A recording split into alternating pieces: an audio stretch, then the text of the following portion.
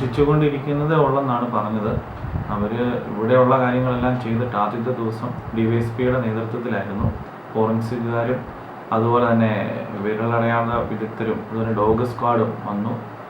അതിൻ്റെ ആ രൂപത്തിനുള്ളിൽ ഗ്രോട്ടോയുടെ അകത്ത് ചില്ല് തകർത്ത കല്ലാന്ന് പറഞ്ഞൊരു കല്ല് കിടപ്പുണ്ടായിരുന്നു. പക്ഷെ അത് വലിയ കല്ലല്ല, ചെറിയ കല്ലാണ്.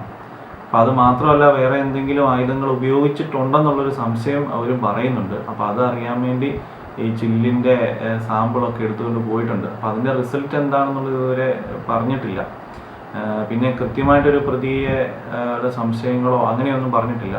ചിലപ്പോൾ ബംഗാളികളാവാനുള്ള സാധ്യതകളുണ്ട്. കാരണം അങ്ങനെ താമസിക്കുന്നിടത്തോട്ട് ഡോഗ് സ്ക്വാഡ് അങ്ങനെ പോയിട്ടുണ്ട്. അപ്പോൾ അത് എല്ലാം അന്നത്തെ ദിവസം കൊണ്ട് തീർന്നു. പിന്നെ പിറ്റേ ദിവസം CI സാറിൻ്റെ നേതൃത്വത്തിലുള്ള അന്വേഷണം CCTV ക്യാമറകളൊക്കെ പരിശോധിക്കാൻ ടെക്നീഷ്യന്മാരെയൊക്കെ കൊണ്ടുവരികയൊക്കെ ചെയ്തിട്ടുണ്ട്. അപ്പോൾ രാത്രിയിൽ വണ്ടികൾ ഏതാണ് പോയത് എന്നുള്ളത് അന്വേഷിക്കാനൊക്കെ ആയിട്ടാണ്. അപ്പം നിലവിൽ വേറെ ഒന്നും കിട്ടിയില്ല എന്നാണ് അവർ പറയുന്നത്. അപ്പം അന്വേഷണത്തിൻ്റെ റിസൾട്ട് പുറത്തുവിടാൻ പറ്റാത്തത് കൊണ്ടാണോ എന്ന് അറിയത്തില്ല. വേറെ കാര്യങ്ങളൊന്നും അങ്ങനെ പറഞ്ഞിട്ടില്ല. നമുക്ക് വളരെ വിഷമമുണ്ട്. കാരണം ക്രിസ്ത്യാനികൾ മാത്രമല്ല, എല്ലാ സമുദായത്തിൽപ്പെട്ട ആളുകളും അവിടെ വന്ന് പ്രാർത്ഥിക്കുന്ന ഒരു ഗ്രോട്ടോയാണ് അത്. അങ്ങനെ ഒരു സംഭവം ഉണ്ടായപ്പോഴത്തേക്കും എല്ലാവർക്കും വളരെ സങ്കടമുണ്ടായി.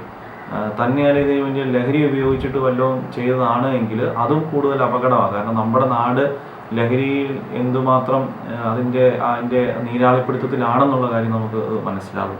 എന്തായാലും നമ്മുടെ ഏറ്റവും വലിയ പ്രാർത്ഥന അത് ചെയ്ത വ്യക്തികളെ സമൂഹത്തിൻ്റെ മുന്നിൽ കൊണ്ടുവന്ന് നിർത്തുക, നിയമ നടപടി എടുക്കുക എന്നുള്ളതാണ്. അപ്പോൾ അതിന് വേണ്ടി നമ്മൾ പോലീസിനെയും കാത്ത് ഇരിക്കുവാണ് അതിൻ്റെ ഒരു റിസൾട്ട് കിട്ടാൻ വേണ്ടി.